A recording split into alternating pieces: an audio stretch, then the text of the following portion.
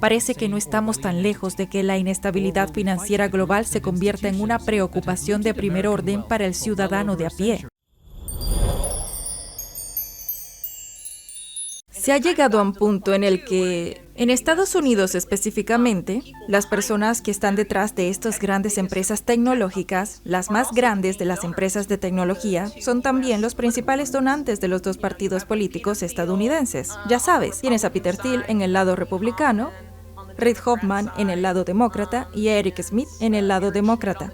En definitiva, financian a nuestros políticos y dominan nuestra infraestructura del sector privado, sobre todo porque nos hemos visto obligados a estar más en línea específicamente desde la era del COVID. El objetivo es que las cosas se digitalicen aún más y que todo esté en los sistemas de esta gente, que nos volvamos completamente dependientes de su infraestructura. A finales del año pasado, la periodista de investigación Whitney Webb publicó un revelador artículo titulado Bitcoin y el complot para destruir la privacidad financiera. Webb sacó a la luz el gran plan de las élites mundiales para controlar las políticas financieras y económicas que afectan a los 8.000 millones de habitantes del planeta a través de una asociación público-privada con sede en el Foro Económico Mundial. Esta asociación, conocida como la Asociación contra la Ciberdelincuencia del Foro Económico Mundial, FEMPAC, incluye a miembros como el FBI, el Departamento de Justicia de Estados Unidos, agencias de inteligencia de Israel y Gran Bretaña, grandes bancos como Banco de América, gigantes tecnológicas como Amazon y Microsoft, y el sistema de pagos SWIFT. En su misión de combatir la ciberdelincuencia y prevenir los ciberataques globales, el FEMPAC propone fusionar los bancos comerciales y las autoridades financieras con las agencias de seguridad nacional y de aplicación de la ley. Sin embargo, esta asociación va mucho más allá de la prevención de los ciberataques. En su artículo, Whitney advertía de que se trata de una política distópica diseñada para crear una puerta giratoria legal entre las agencias gubernamentales, los reguladores y los miembros del FEM, que son los mismos ejecutivos de los grandes bancos y empresas tecnológicas que se están integrando con las agencias públicas. Esta puerta giratoria concede a las agencias gubernamentales un acceso sin restricciones a los datos privados de los individuos a través de estas organizaciones privadas, mientras que las organizaciones aprovechan la autoridad gubernamental para crear políticas que le beneficien y amplíen su control. Uno solo puede imaginar las implicaciones a largo alcance de tales fusiones. En este escenario todos ganan excepto el público en general. Todos nos hemos convertido en peones involuntarios de un inquietante juego de poder, control y completa subyugación de la humanidad. Es solo un ejemplo de la creciente tendencia de las asociaciones público-privadas. Otro ejemplo son los Objetivos de Desarrollo Sostenible de las Naciones Unidas, ODS, que pretenden acabar con la pobreza, el hambre, el género y otras desigualdades, y preservar nuestro planeta mediante una transición gradual a energías asequibles y limpias. El problema es que las mismas entidades que contribuyeron a estos problemas son ahora las encargadas de crear las soluciones. Los defensores de estas políticas suelen ser antiguos ejecutivos de gigantescas instituciones financieras que trabajan en estrecha colaboración con gobiernos y organismos públicos para salvar el planeta. Su plan implica un sistema de imperialismo de la deuda, que permite a los países endeudarse indefinidamente siempre que alcancen los ODS. En un reciente debate con Peter McCormack en el canal What Bitcoin Did, Whitney profundiza en la naturaleza increíblemente distópica de esta asociación público-privada. Revela los planes para introducirnos en una nueva era en la que estos esquemas se muestran abiertamente, con la élite global gobernando el mundo sin ninguna pretensión de estar en un segundo plano. Este es el alarmante futuro que aguarda a la humanidad, y Whitney cree que ya estamos en las primeras fases. De acuerdo, en el caso de la inteligencia de Estados Unidos, si te remontas al principio, e incluso hay subdirectores de la CIA que lo han dicho, al principio todo era gente de Wall Street. Eran abogados de Wall Street, eran banqueros de Wall Street, y desde este momento, desde la génesis de la CIA, ha habido puertas giratorias entre la CIA y Wall Street que han continuado hasta hoy. ¿Realmente se podría considerar a la CIA como una empresa público-privada? En cierto sentido. Es una agencia de seguridad pública, pero a lo largo de su historia ha funcionado más o menos como la policía secreta de Wall Street. Por eso, sus primeros golpes, por ejemplo, como el primero en Guatemala, se hicieron en nombre de United Fruit, una importante multinacional con sede en Estados Unidos que, curiosamente, fue adquirida más tarde por el padre de Leon Black y luego por Leslie Wexner, mentor empresarial. Conocía ese nombre. Y luego también tienes, ya sabes, como el golpe cuando atropellaron a Anglo American Oil y cómo perdieron sus participaciones. El golpe de 1973 en Chile se puede argumentar que fue debido a los esfuerzos para nacionalizar el cobre y a todas estas empresas mineras en gran parte occidentales perdiendo. Entonces vienen, dan un golpe de Estado y ¿qué tienes? Realmente ha sido simbiótico durante algún tiempo. A medida que avanzábamos en la era de la información, la CIA vio una oportunidad. Permíteme retroceder un poco. Internet desde el principio se inició originalmente como ARPANET, un proyecto del Pentágono. Para cualquiera que realmente quiera conocer esta historia, recomiendo encarecidamente el libro Surveillance Valley, de Yasha Levin. Hubo esfuerzos desde el principio para convertir en reyes a las empresas que llegarían a dominar Internet y eso ha sucedido. Es una cuestión de dominio público. Si nos fijamos en las empresas más grandes de la gran tecnológica, ya sabes, he hecho un trabajo sobre cómo Facebook fue lanzado esencialmente como una resurrección de un programa fallido de DARPA llamado LifeLock, por la misma persona que resucitó el programa fallido de DARPA, Total Information Awareness. Una de las propuestas de vigilancia más locas de la historia de Estados Unidos, resucitado como Palantir. Puedes agradecérselo a Peter Thiel, cofundador de PayPal y de muchas otras empresas que se han hecho enormes. De Google, por ejemplo, hay un buen artículo de Nafez Ahmed, publicado en Search Intelligence, llamado ¿Cómo la CIA hizo a Google? Si nos fijamos en muchas de estas empresas, encontraremos agencias de inteligencia desde el principio. Palantir, que mencioné antes, aceptó dinero de In-Q-Tel y se desarrolló muy estrechamente con la CIA. Empezó en PayPal y es una escisión de PayPal. Oracle, otra gran empresa en Silicon Valley, Larry Ellison, antes de empezar con Oracle, estaba trabajando en el proyecto Oracle de la CIA, sobre bases de datos y que era básicamente la infraestructura de Oracle como la conocemos ahora. Muchos de estos otros han sido sencillamente la simbiosis entre las agencias de inteligencia y estas grandes empresas durante mucho tiempo. No podrían haberlo hecho sin capital de riesgo y podría decirse que por eso la CIA lanzó In-Q-Tel a finales de los 90 porque querían convertirse en grandes actores en Silicon Valley. No hay duda de que existe una relación simbiótica entre Silicon Valley y los grupos de inteligencia, no solo en Estados Unidos, sino también en países extranjeros como Israel, como han demostrado los juicios a Jeffrey Epstein. El año pasado, JP Morgan Chase llegó a un acuerdo de $75 millones con las Islas Vírgenes estadounidenses por una demanda en la que se acusaba al gigante financiero de facilitar la empresa de tráfico sexual de Jeffrey Epstein durante 15 años. Aunque el banco dijo que el acuerdo no implica la admisión de responsabilidad, añadió que lamenta cualquier asociación con Epstein y nunca habría seguido haciendo negocios con él si creyera que estaba utilizando al banco de alguna manera para cometer crímenes atroces. Todos sabemos qué pensar de esta explicación. En su artículo, Whitney escribió que la fusión de los bancos comerciales, sus reguladores y las agencias de inteligencia es un escenario de pesadilla total. Pero esto es exactamente lo que el Foro Económico Mundial ha llegado a promover como modelo de asociación público-privada. Pero quizás lo más crítico para los ciudadanos estadounidenses es que se trata de una política desarrollada con la participación directa de la Reserva Federal, la FDIC, el Servicio Secreto de Estados Unidos, el FBI, el Departamento de Justicia y los bancos comerciales de mayor importancia sistemática del país. El grupo de poder de este país apoya estas políticas y, por lo que veo, tienen toda la intención de hacerlas realidad. Volvamos a la entrevista. Lo que mencioné antes sobre el Total Information Awareness fue un programa que se consideró tan descabellado a principios de la década de 2000 que prácticamente todas las publicaciones de los principales medios de comunicación arremetieron contra él y los grupos de derechos también. Pero cuando relanzaron el mismo programa esencialmente como una entidad del sector privado, nadie se quejó. La CIA y otras agencias de inteligencia han seguido exactamente este manual durante mucho tiempo, en concreto la inteligencia israelí. Cuando te pasas al sector privado, puedes salirte con la tuya en muchas más cosas que en el sector público. A veces, dependiendo de lo que intentes hacer, ha habido esfuerzos para hacer eso durante mucho tiempo.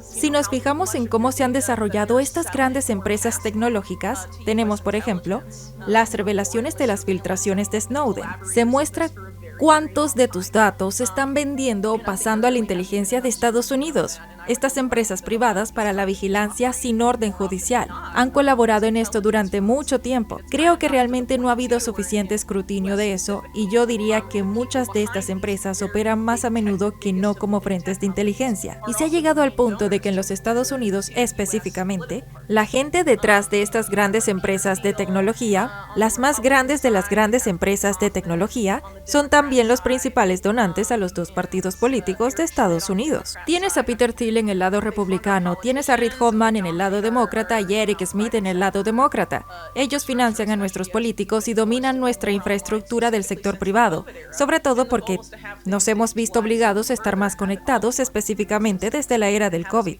El objetivo es que las cosas se digitalicen aún más y que todo esté en los sistemas de esta gente, que nos volvamos completamente dependientes de su infraestructura. Estas personas están en la cama con la inteligencia e incluso aparte de las conexiones de inteligencia tienen un montón de ropa sucia. ¿Por qué Jeffrey Epstein tenía conexiones con casi todos los grandes oligarcas de la tecnología en los Estados Unidos? No hay suficientes personas que se hayan molestado en hacer esa pregunta. ¿Por qué se citó a tantos de ellos durante el caso JP Morgan Epstein en las Islas Vírgenes de Estados Unidos que acabó archivándose? He olvidado cuánto pagó JP Morgan para que todo desapareciera, pero fue mucho dinero. Creo que esta idea de que los servicios de inteligencia pasen al sector privado para encubrir disgusto público ante estos servicios también te hace preguntarte, ¿está ocurriendo lo mismo en la esfera del dólar digital? El mundo está ¡hurra! Sin duda los CBDC apestan y es muy malo, pero a nadie le importa una mierda que estas empresas vinculadas a la inteligencia estén construyendo dólares digitales que tienen 120,000 millones de dólares de liquidez. A nadie le importa. Entonces, ¿es esta idea del CBDC como dólar digital una especie de pista falsa? ¿Es porque en realidad conserva más derechos para restringir el acceso de los usuarios? ¿El derecho a realizar transacciones y las listas negras? Una entidad del sector privado puede hacer más que una del sector público. Y ya ha ocurrido. El 6 de enero, el Banco de América facilitó ilegalmente al gobierno federal un montón de datos de usuarios y de transacciones financieras, y JP Morgan está dejando sin acceso a la banca a cierta gente. Uno de los más notables, supongo, el año pasado, fue el Dr. Mercola, que fue degradado junto con su equipo por JP Morgan. No hay explicación. Pueden hacer eso y la gente dirá, es una empresa privada, es su elección. Cuando el gobierno lo hace, es un poco diferente, ¿verdad? Básicamente lo que tenemos aquí es una asociación público-privada global. Cuando es conveniente para este grupo en particular, se mueven en la esfera pública y cuando es conveniente, se mueven en la esfera privada. Por eso tenemos la puerta giratoria. Esencialmente todo ha estado entrelazado y vinculado durante mucho tiempo y ahora es por lo que estamos siendo empujados a esta nueva era del capitalismo de las partes interesadas, la era de la asociación público-privada, que es, ya sabes, todo el asunto del Foro Económico Mundial y lo que han estado promoviendo desde que empezaron a existir en los años 70. En la actualidad, el PAC del PEM se encarga de acabar con la ciberdelincuencia, pero Whitney cree que la verdadera razón de esta iniciativa es introducir más instrumentos de control hasta que todo el sistema esté completamente bajo su control. Esta secta global es conocida por crear el problema y luego preferir una solución que supuestamente ayudará a todos. Por ejemplo, en los últimos años, se ha hablado mucho de un gran ataque cibernético del día del juicio final, y ahí entra la PAC del PEM para rescatarnos a todos. El PEM y sus aliados, incluidas varias agencias gubernamentales estadounidenses, necesitan que un par de cosas pasen a primer plano de la mente del público antes de poder ofrecer las soluciones distópicas que ya tienen sobre la mesa. Whitney advertía en su artículo que para que los bancos, los reguladores y el Estado de Seguridad Nacional se fusionen y pongan fin a la fragmentación del sistema financiero mundial, la inestabilidad financiera mundial debe convertirse primero en una gran preocupación mundial. Con todo lo que está ocurriendo desde el colapso de Silicon Valley Bank, parece que no estamos tan lejos de que la inestabilidad financiera global se convierta en una preocupación de primer orden para el ciudadano de a pie. Whitney plantea algunas preguntas importantes al final del artículo. ¿Caminaremos sonámbulos hacia un mundo de CBDC, donde las agencias de inteligencia, los bancos centrales y los bancos comerciales se han fusionado en una misma entidad orwelliana? ¿O lucharemos contra los grupos e instituciones que han saqueado la riqueza estadounidense durante más de un siglo? y exigiremos un retorno a la Constitución y al derecho a la privacidad, no solo financiera, sino en todos los sentidos. ¿Qué opinas de la gigantesca asociación público-privada que amenaza con engullirnos a todos? Creo que es importante tener en cuenta que estas personas han sido muy serias y han jugado muy sucio. Cuando el sistema del petrodólar ha sido el estándar para mantener el dólar como moneda de reserva mundial, Estados Unidos ha ido a la guerra y ha matado a millones de personas para defenderlo. Hay casos en los que, ya sabes, el gobierno de Estados Unidos, o más bien el imperio de Estados Unidos, está dispuesto a llegar a extremos para defender el dólar.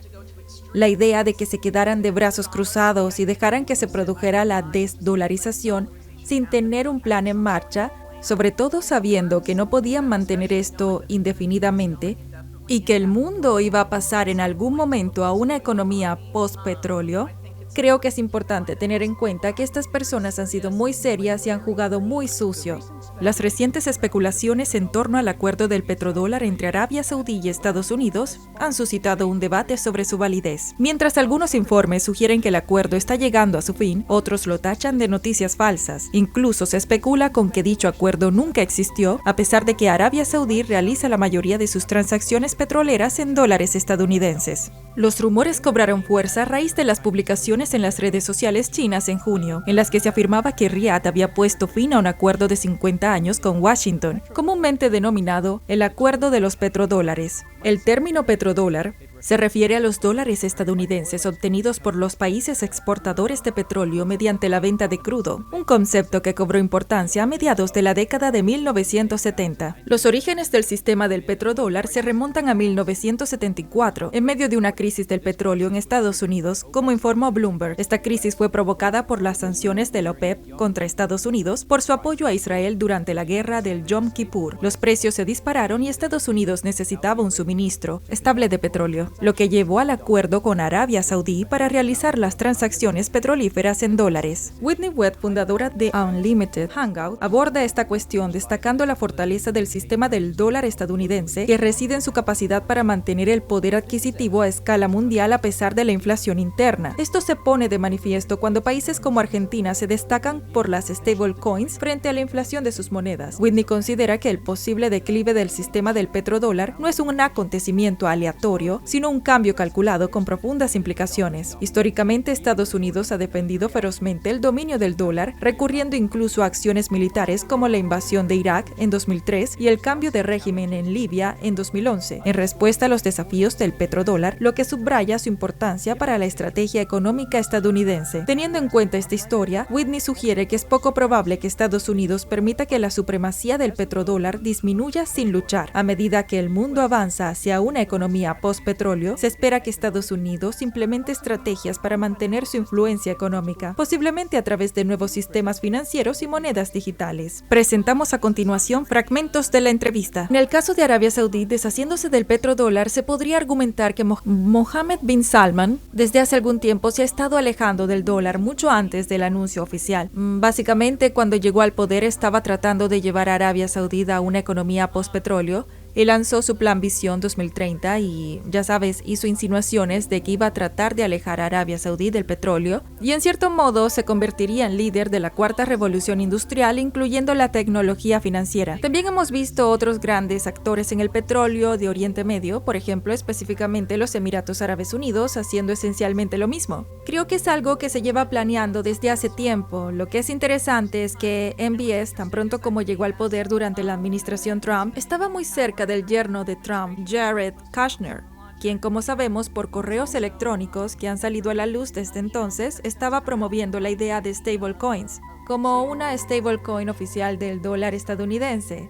En realidad creo que fue una entrada de blog de Sam Altman que compartió con Steve Mnuchin del Departamento del Tesoro, hablando de la moneda USD. Esto fue antes de que Circle lanzara la USDC. Y eso es interesante. Por lo tanto, es muy posible que estas discusiones se mantuvieran hace algún tiempo y no sea tan reciente como puede parecer, basándose en los titulares que han salido recientemente. Todo lo que realmente quiero añadir a esto es que es importante tener en cuenta que cuando el sistema del petrodólar ha sido, ya sabes, el estándar para mantener al dólar en el mundo, como moneda de reserva, Estados Unidos ha ido a la guerra y ha matado a millones de personas para defenderlo. Una de las posibles motivaciones, obviamente hay más de una, pero una de las claves para invadir a Irak, yo diría que fue el hecho de que Saddam Hussein, no mucho antes de la invasión, hubiera empezado a vender petróleo en euros en lugar de dólares y hubiera ganado mucho más dinero, mostrando con el ejemplo a otros miembros de la OPEP que podían ganar más dinero vendiendo en monedas diferentes al dólar. Luego, por supuesto, tenemos el caso de Libia en 2011, donde Gaddafi estaba tratando de pasar a una moneda respaldada por el oro llamada dinar y se lo estaba vendiendo a los países africanos, muchos de los cuales utilizan dólares o el sistema financiero francés. Por eso, esencialmente, Estados Unidos y Francia dirigieron esa operación de cambio de régimen con consecuencias devastadoras para Libia, que solía ser el país más seguro de África y luego se convirtió en el más peligroso. Esto se ha citado como un ejemplo o una razón de por qué la inmigración se descontroló tanto en Europa después de ese momento. El imperio estadounidense está dispuesto a llegar a extremos para defender el dólar. ¿Qué pasaría si el mundo financiero tradicional pudiera conectarse con las finanzas digitales? Una empresa llamada DeFi Technologies cotiza en bolsa con el nombre de DeFTF. Hizo exactamente eso y no podemos más que sorprendernos al ver cómo ha evolucionado el mundo de la inversión. Es la primera empresa pública de tecnología financiera que permite a los inversores tradicionales invertir y obtener exposición a activos digitales como criptomonedas, proyectos basados en blockchain, ETF basados en finanzas digitales denominados productos cotizados en bolsa o ETP. Se podría pensar que la gente ya puede hacerlo. Al fin y al cabo, comprar Bitcoin o Ethereum significa invertir, ¿no? Es cierto, pero DeFi Technologies ha hecho algo revolucionario. Hizo que la inversión en finanzas digitales fuera más sencilla, segura y fluida, como ocurre con la inversión en acciones y ETPs que pagan dividendos. Hace unos años sabíamos que esta empresa iba a tener un auge y las últimas cifras lo demuestran. La empresa tiene una capitalización bursátil de unos 400 millones de dólares. Hasta ahora la empresa ha generado más de 100 millones de dólares en ingresos. Únicamente en el primer trimestre de este año los ingresos de la empresa superaron los 13.4 millones de dólares canadienses, con unos ingresos netos de explotación de 5.3 millones de dólares canadienses. Hace poco, el precio de las acciones subió un 25% debido al éxito del comercio de criptomonedas de DeFi Technology. Sí, está haciendo ruido porque se trata de una empresa financiera única en su género que conecta las finanzas tradicionales con el mundo digital. En estos momentos, el precio de las acciones es de 1.54, pero los analistas creen que pronto cruzará la barrera de los $3. Sin embargo, Russell Starr, responsable de mercados de capitales, afirma que $3 o $4 no es nada. El precio razonable es de $7 u $8 y después de eso podemos ir a las estimaciones para un mayor crecimiento. Esto fue lo que dijo. No estamos buscando $3 o $4 en esta acción, especialmente en un entorno como el que estamos viendo ahora. Buscamos entre 8 y 10, lo que suena descabellado, pero deberíamos estar cotizando sobre una base razonable de 5, 6 o 7. Y no me lo estoy inventando. Basta con ir a ver lo que todas las otras compañías de criptomonedas están cotizando y no estoy seguro de que ninguna de ellas sea rentable. Cotizan por múltiplos de ingresos. Por eso gente como Anthony Pompliano, que es la cara de las criptomonedas, son accionistas de DeFi Technologies. Anthony incluso dijo que es una acción que habría lanzado en la Zoan Conference Foundation, una empresa que apoya y financia proyectos de vanguardia. Algunos de los valores elegidos en la conferencia de ayer fueron Quantor Technology Corporation, Natera, la empresa química europea Solvay y la criptomoneda Ethereum. Cada una de estas elecciones tiene una tesis sólida detrás de ella, pero creo que serán superadas drásticamente por la acción que yo habría lanzado ayer si hubiera estado en la conferencia. Mi elección habría sido DeFi Technologies. Pero adivinen, DeFi Technologies no lo necesita porque está haciendo maravillas. Hace poco anunció un programa de recompra. Sí, nunca lo habíamos visto, pero esta empresa de más de $400 millones está haciendo una recompra.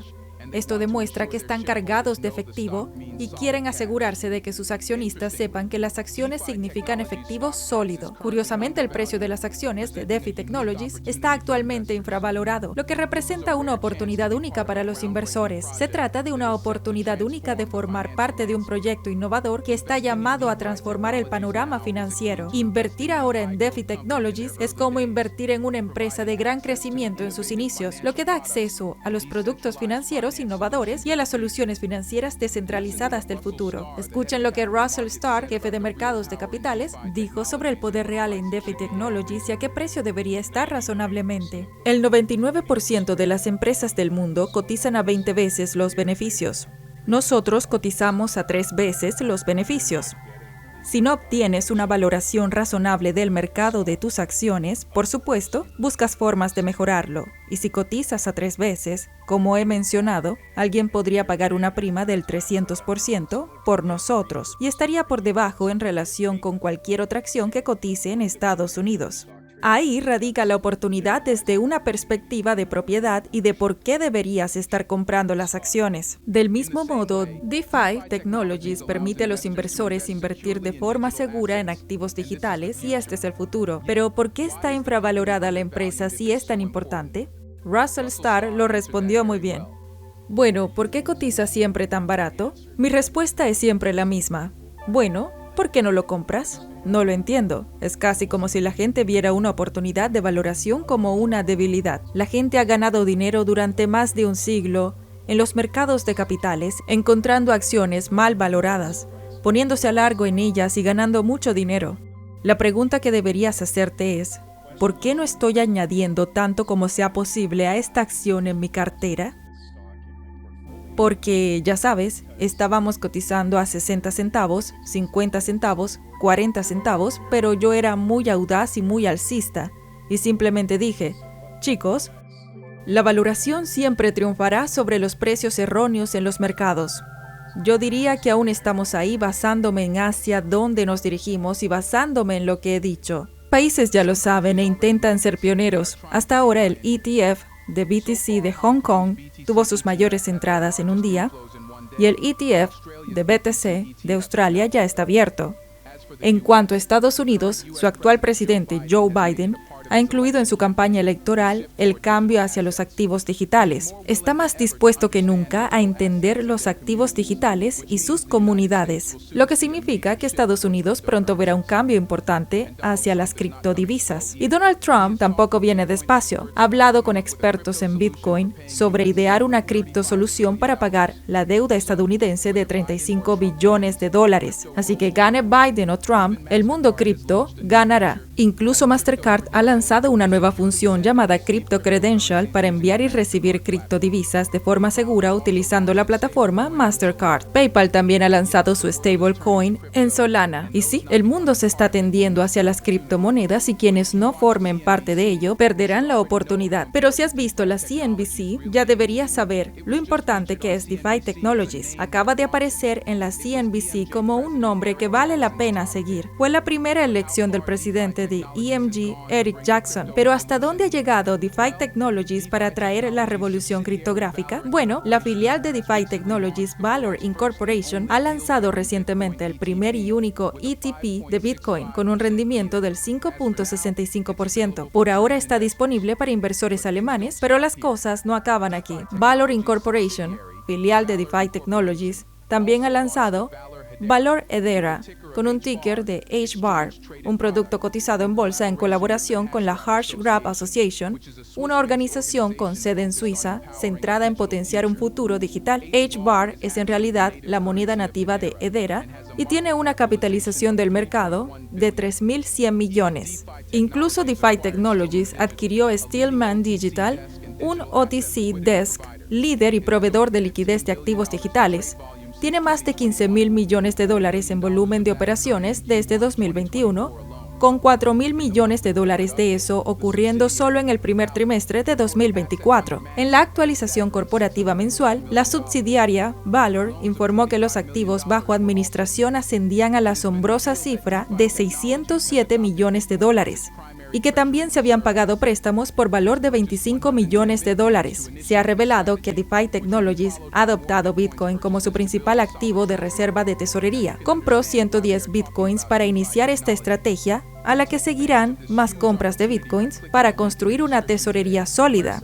Ahora puedes entender por qué estamos hablando de DeFi Technologies. La idea de que se quedaran de brazos cruzados y dejaran que se produjera la desdolarización sin tener un plan en marcha, sobre todo sabiendo que no podían mantener esto indefinidamente y que el mundo iba a pasar en algún momento a una economía post-petróleo, creo que es importante tener en cuenta que estas personas han sido muy serias y han jugado muy sucio y han creado una inestabilidad demencial solo para mantener el dólar como moneda de reserva mundial porque da muchas ventajas a Estados Unidos. Tengo la plena convicción de que tienen la intención de mantener esas ventajas, incluso si eso significa un sistema diferente. Tras el devastador colapso económico de 2001, Argentina se vio atrapada en una red de canjes coercitivos de deuda por tierras y de deuda por recursos, estrategias que no fueron exclusivas de Argentina, sino que se extendieron por toda América Latina. Estas maniobras fueron orquestadas por influyentes entidades transnacionales, principalmente con sede en Estados Unidos, incluidos los principales bancos de Wall Street. Aunque Whitney sugiere que las stablecoins podrían proporcionar un alivio financiero temporal, son un remedio superficial para problemas sistémicos más profundos. Los actuales problemas económicos de Argentina se derivan de decisiones históricas que se remontan a la dictadura militar de los años 70 y 80, que sentaron las bases para ciclos continuos de inestabilidad económica. El impacto duradero de estas políticas, agravado por las agendas neoliberales de la década de 1990, bajo líderes como Carlos Menem, ha dejado a Argentina vulnerable a las presiones e intervenciones externas, incluidas las del FMI. Los artífices de las reestructuraciones económicas de los años 80 y 90 pretendían alinear más estrechamente las economías latinoamericanas con los intereses de Estados Unidos, perpetuando un modelo de dependencia y control externo que sigue configurando la panorámica económica de Argentina en la actualidad. Para abordar realmente los retos de Argentina, Whitney sugiere que es necesario un enfoque integral que reconozca las profundas implicaciones de las decisiones históricas, incluida la influencia del petrodólar. Este enfoque debe dar prioridad a estrategias económicas sostenibles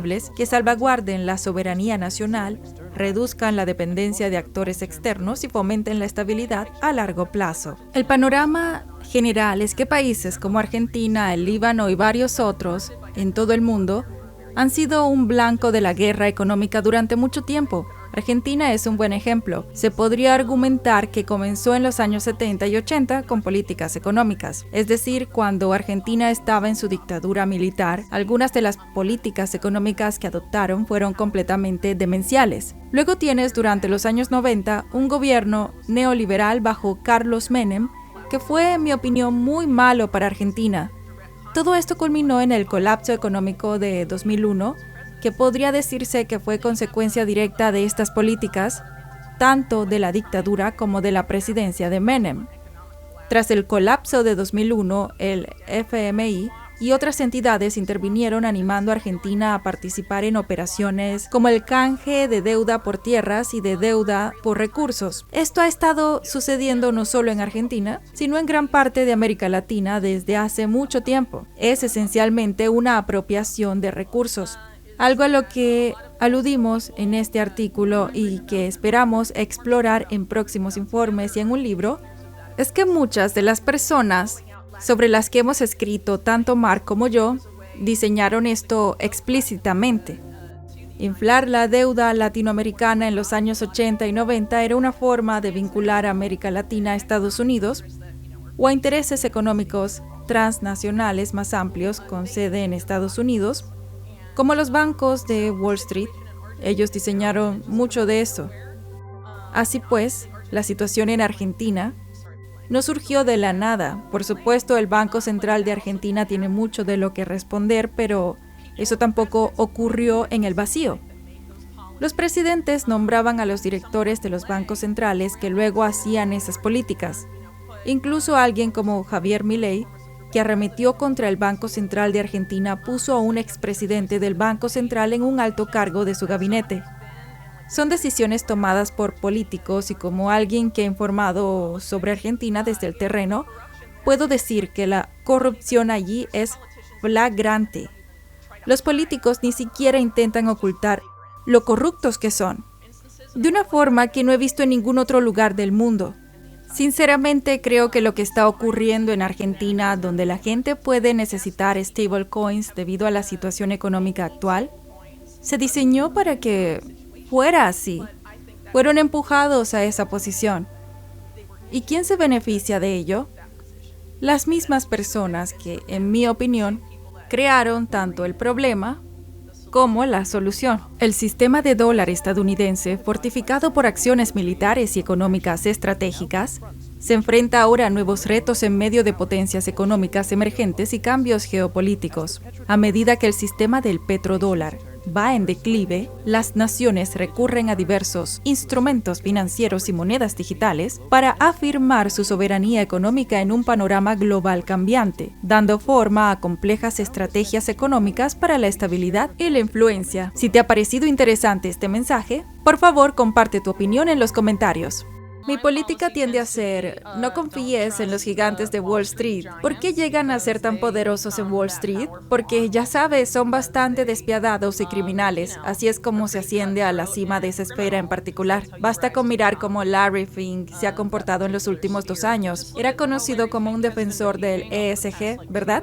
Y luego abandonó abiertamente la terminología ESG y directamente dijo que la financiación del clima, la financiación verde y todas esas cosas en las que estuvo involucrado se basan en los beneficios, no sobre en darse cuenta, salvar el planeta o lo que sea. Desde entonces también ha dado un giro de 180 grados en Bitcoin y esencialmente ha cambiado muchos de sus puntos de discusión, lo que creo que es muy notable. BlackRock, el mayor gestor de activos del mundo, anunció por primera vez su incursión en Bitcoin en junio de 2003 cuando solicitó a la Comisión de Bolsa y Valores de Estados Unidos ofrecer un fondo cotizado al contado de Bitcoin. Antes de la solicitud de BlackRock, varias firmas de criptomonedas habían intentado durante años, sin éxito, obtener la aprobación de la agencia para ofrecer un ETF al contado basado en criptomonedas. Pero con el interés totalmente inesperado de BlackRock por el sector de las criptomonedas, las posibilidades de aprobación por parte de la SEC se dispararon. La luz verde se dio finalmente el 10 de enero de 2024 y desde entonces todo ha sido bueno para Bitcoin y las criptomonedas. El principal criptoactivo cotiza actualmente por encima de los $50,000, su precio más alto desde diciembre de 2021. La capitalización general del criptomercado también ha subido a 1.96 billones de dólares, frente a menos de $1 billón el marzo pasado. A pesar de estos aspectos positivos, algunos defensores de Bitcoin siguen siendo muy cautelosos con BlackRock, especialmente debido a la marcada diferencia entre el mundo que representa y por qué se creó Bitcoin. Según la popular periodista de investigación y escritora Whitney Webb, todo criptoinversor y otros defensores de un sistema financiero libre deben ser conscientes de las verdaderas intenciones de BlackRock y Larry Fink. Whitney cree que BlackRock está trabajando en la creación de un nuevo sistema financiero que conduciría a la fraccionalización no solo de los activos y materias primas existentes, sino del mundo natural, reduciendo la mayoría de los seres vivos a productos financieros de Wall Street bajo el control total de una sola entidad. En esencia, BlackRock quiere convertir todo en un ETF, que estaría completamente bajo el control de Fink y el resto de los del 1%. La última obra maestra periodística de Whitney, coescrita con Mark Goodwin, redactor jefe de Bitcoin Magazine, se titula Tokenización Incorporada, el plan de BlackRock de poseer el mundo fraccionado. En el artículo, Mark y Whitney advierten que la repentina incursión de BlackRock en Bitcoin y otros criptoactivos es solo la primera fase de la cooptación de una industria creada como la antítesis directa del mundo que Fink y BlackRock representan. Whitney y Mark aparecieron recientemente en el podcast What Bitcoin Did con Peter McCormack, donde desglosaron los siniestros planes y explicaron cómo esto es mucho más grande de lo que podemos imaginar. La primera vez que escribí de manera significativa sobre Larry Fink fue probablemente hace unos años en relación con la alianza financiera de Glasgow para Net Zero, donde Larry Fink es uno de los principales. Es como una organización patrocinada por la ONU que fue cofundada por Mark Carney, exdirector del Banco de Inglaterra y más tarde del Banco de Canadá, ex Goldman Sachs, y también Mike Bloomberg es una gran figura allí. El exalcalde de Nueva York y el conocido multimillonario que ya sabes, comenzó en Solomon Brothers. Hablamos esencialmente de banqueros desarrollando lo que equivaldría a un componente importante de la política patrocinada por la ONU, directamente relacionada con las políticas de cambio climático. Básicamente, lo que el G-Funds propone es la creación de un nuevo sistema de gobernanza financiera, aprovechando lo que ellos llaman el momento del nuevo Bretton Woods, esencialmente recreando el sistema financiero mundial y reimaginando los bancos multilaterales del desarrollo como el Banco Mundial, el FMI, etcétera, que surgieron del actual Bretton Woods, ¿verdad? Quieren mover todo eso hacia un nuevo paradigma. Larry Fink ha sido particularmente expresivo al respecto. Lo que G-Funds propone específicamente es la fusión de los miembros de G-Funds con los bancos multilaterales de desarrollo como una forma de utilizar el sistema modelo de esclavitud de la deuda que los bancos multilaterales del desarrollo han sido criticados por utilizar, pero en lugar de utilizarlo para promover el imperio de Estados Unidos o el dólar y cosas de esa naturaleza, la propuesta es utilizarlo para crear mejores entornos propicios en los países para las inversiones verdes de estas grandes instituciones financieras y gestores de activos. Básicamente es como perpetuar el mismo modelo de los bancos multilaterales de desarrollo, pero haciendo que Wall Street lo dirija bajo el pretexto de que es una necesidad planetaria y que no podemos llegar a cero neto sin esto. Francamente, si se examinan las explicaciones al respecto, es imposible que sea así. Pero así es como empecé a escribir sobre Larry Fink, debido a su participación en este plan relativamente abierto para crear un nuevo sistema financiero que, entre otras cosas, no solo se basa en los bancos multilaterales de desarrollo, sino también en el desarrollo de los mercados mundiales de carbono, que aparece en este artículo de una manera muy significativa. Larry Fink es alguien que es obviamente un miembro de la élite y también es una persona que a lo largo de toda su carrera ha estado bastante obsesionado con la gestión de riesgos. Creo que sea cual sea este nuevo sistema financiero, él es parte del grupo que lo está proponiendo. En última instancia, se trata de tratar de permitir a BlackRock continuar su expansión masiva para poseer, ya sabes, esencialmente todo con el menor riesgo posible para ellos. Muchas de las cosas que Fink está impulsando son parte de este sistema más amplio al que el mundo está siendo empujado bajo el pretexto del desarrollo sostenible. Esto incluye cosas como identificaciones digitales, mercados de carbono y todo eso, estableciendo un sistema en el que será muy difícil desafiar la prominencia y el dominio financiero de BlackRock. Cualquier cosa que Fink y otros vean como un riesgo para su trayectoria actual, supongo que realmente no tienen que preocuparse de que la gente interceda a medida que entran e imponen estos nuevos sistemas sobre nosotros, que incluyen algunas de estas formas de control digital como las CBDC y sus equivalentes del sector privado, dinero programable, vigilable, atado a esta cosa de la identificación digital. Todo esto, como se señala en el artículo, está destinado a interactuar con los mercados mundiales de carbono y los bancos multilaterales de desarrollo que Fink ha estado apuntando, en particular a través de G-Funds. La propia BlackRock también se ha centrado bastante en ellos. Están intentando ser el Banco Mundial, desarrollando la funcionalidad de la cartera climática y mucha de esta otra infraestructura de la que dependerían los mercados globales de carbono. También están tratando de convertirse en el principal almacenamiento de datos para el sistema de identificación digital. De este modo, estas instituciones están dando grandes pasos como parte de este nuevo sistema de gobernanza financiera global, como lo llama el G-Funds. Hace unos 3 años, Fink y BlackRock eran muy pro ESG y por extensión anti-Bitcoin. De hecho, en 2021, BlackRock apoyó alrededor del 50% de las iniciativas globales del ESG de los accionistas, pero para 2022 ese número cayó al 22%, luego al 7% el año pasado y ahora el gestor de activos ha dicho que se ha terminado completamente con el ESG. Según Whitney, esa no es la imagen real, es lo que quieren que creamos. Al parecer, la retirada del ESG, una iniciativa que Fink encabezó durante años, estuvo motivada políticamente por las diversas medidas contra el ESG que anunciaron los republicanos de la Cámara de Representantes. En 2022, por ejemplo, 19 fiscales generales republicanos pidieron a la Comisión de Bolsa y Valores que investigara el impulso de BlackRock a las políticas de ESG, afirmando que perjudicaba las pensiones estatales, así como a los mercados de petróleo y el gas. Entonces, ¿acaso Fink, como el buen chico que es, abandonó discretamente unos planes bien trazados que, si se ejecutaban correctamente, ayudarían a las élites mundiales a lograr sus planes de que no poseamos nada y lo alquilemos todo, incluida la ropa que llevamos puesta? Creemos que no. Whitney advierte que todos los planes de los miembros de la Alianza Financiera Global para la Emisión Cero, G-Funds, para reimaginar y recrear el sistema de gobernanza financiera global siguen en pie. Añade que la cooptación de Bitcoin es uno de los primeros pasos para lograr el gran objetivo de crear un nuevo sistema financiero que el copresidente de la G-Funds, Mark Carney, cree que debería incluir nuevas monedas multipolares como los CBDC y los mercados globales de carbono. Durante su entrevista con Peter, Whitney advierte además sobre los esfuerzos en curso para cambiar la marca de BlackRock, el Foro Económico Mundial y otras organizaciones relacionadas para que parezcan inofensivas y completamente dedicadas a servir a las masas. Aquí hay más fragmentos del debate. Larry Fink, entre otras cosas, forma parte del Consejo de Administración del Foro Económico Mundial. Creo que mucha gente malinterpreta el Foro Económico Mundial. La gente utiliza ciertos términos para referirse a lo que son y a lo que hacen. Pero en última instancia, de lo que trata este grupo es de hacer avanzar el modelo de asociación público-privada. Por supuesto, esto tiene dos caras, como el paradigma izquierda-derecha, que prevalece en la política de la mayoría de los países.